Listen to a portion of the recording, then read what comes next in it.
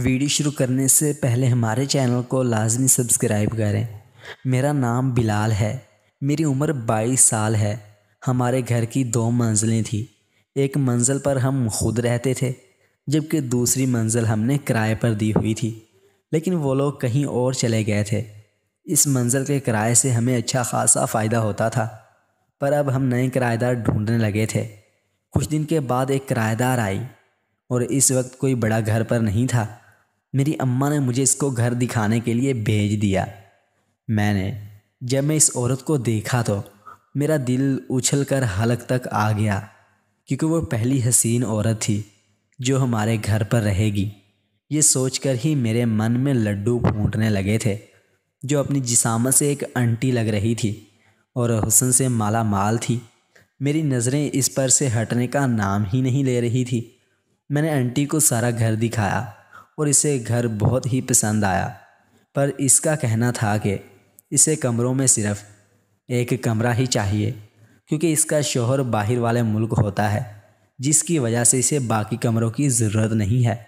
میں نے اسے وہ کمرہ دیکھنے کا کہا جس کا وہ دروازہ باہر کی جانب نکلتا تھا، اور اس کے ساتھ ہی کچن، واش روم اور صحن تھا۔ باقی کے سب کمرے سائڈ پر بن جاتے تھے۔ اسے یہ آئیڈیا پسند آیا اور مان گئی۔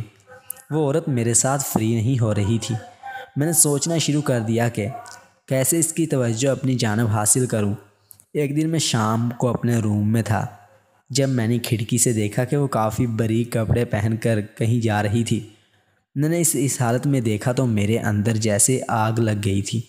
کوئی بھی اس کو دیکھ کر اس کی طرف راغب ہو جاتا۔ پھر میں تو چڑھتی جوانی میں تھا۔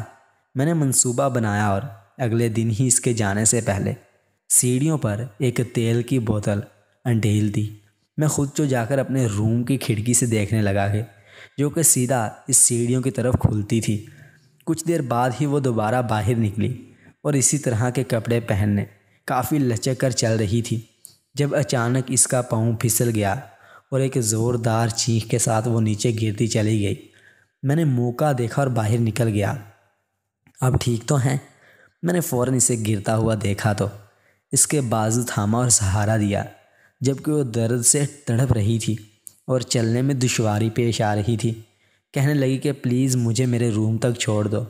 میں نے دل میں سوچا نیکی اور پوچھ اور اسے سہارا دیتے اس کے روم کی جانب جانے لگا۔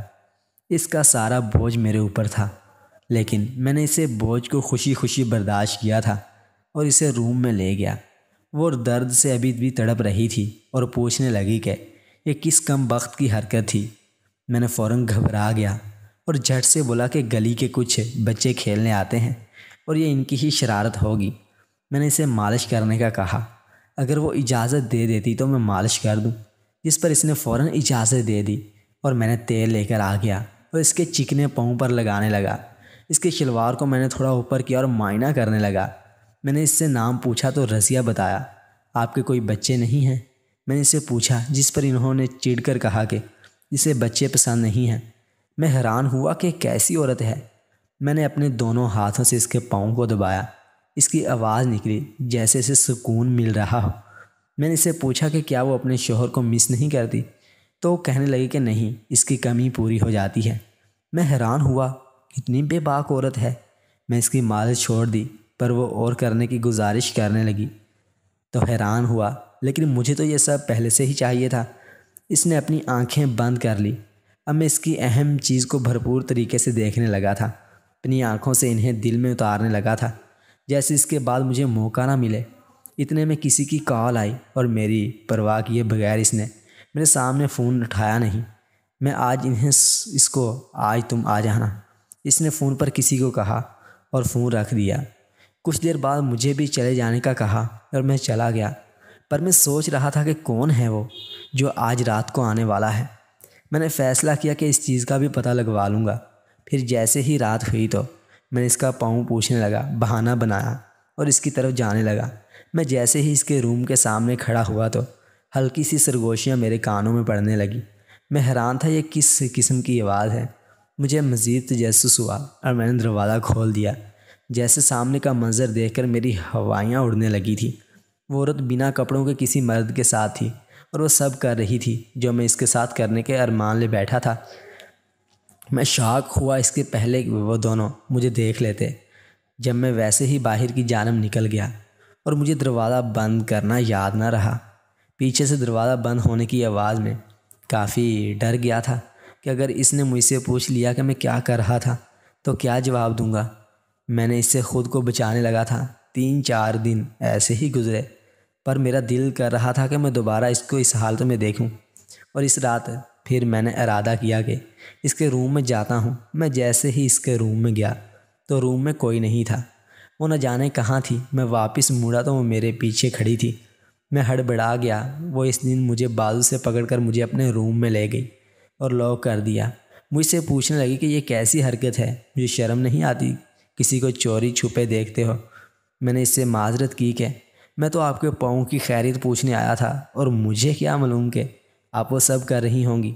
میں نے آپ کو اس حالت میں دیکھا تو شاک لگا تھا۔ اس پر وہ مجھے بغور دیکھنے لگی۔ کچھ دیر بعد پوچھنے لگی کہ کیا تم نے پہلے کسی کو نہیں دیکھا؟ میں اس کے سوال پر حیران ہوا۔ ایسی بات نہیں تھی، میں نے کافی کام کیے تھے، پر اب مجھے جھوٹ بولنا نہیں تھا۔ میں نے انکار کر دیا تو وہ مجھ سے کہنے لگی کہ کیا کل رات اس کے پاؤں کی مالش کرنے آ سکتے ہو؟ میں حیران ہوا، یہ کام تو 2 دن میں بھی ہو سکتا ہے، پر میں نے ہاں کر دی اور کل رات کا ویٹ کرنے لگا۔ جیسے ہی میں دروازہ کھول کر اندر بڑھا تو وہ دونوں دوبارہ اندر موجود تھے اور اسی حالت میں تھے۔ میں حیران ہوا کہ یہ کیسا مذاق تھا۔ ان دونوں نے مجھے بھی ان جیسے حلیے میں آنے کا کہا۔ میں سمجھ سکا، لیکن پھر وہ عورت مجھ سے کہنے لگی کہ اگر میرے ساتھ چاہتے ہو تو ایسا کرو۔ میں فوراً ہی بات مان لی۔ پہلے اس نے مجھے دوسرے شخص کے ساتھ دکھایا، اس کے بعد اس نے مجھے اپنے پاس بلایا۔ میں فوراً اس کے پاس چلا گیا اور ہم اسی طرح ایک دوسرے کے کام کرتے رہے۔ کچھ دیر کے بعد ہی میں تھک چکا تھا، پر ان دونوں کا دل تو ابھی کرنے کا تھا۔ لیکن میں گھر والوں کے ڈر سے واپس آ گیا اور ابھی بھی دل تیزی سے دھڑک رہا تھا کہ پتہ نہیں یہ سب اتنی جلدی کیسے ہو گیا تھا۔ میرا اس عورت سے ملنے کا بالکل بھی دل نہیں تھا۔ میں اس کے واپس جانے کی دعا کرنے لگا تھا تاکہ یہ راز اسی کے ساتھ چلا جائے، اور ایسے ہی ہوا۔ کچھ عرصے کے بعد وہ عورت واپس چلی گئی۔ میں نے بھی سکھ کا سانس لیا۔ دوستو، اگر آج کی یہ کہانی پسند آئے تو چینل کو لازمی سبسکرائب کریں۔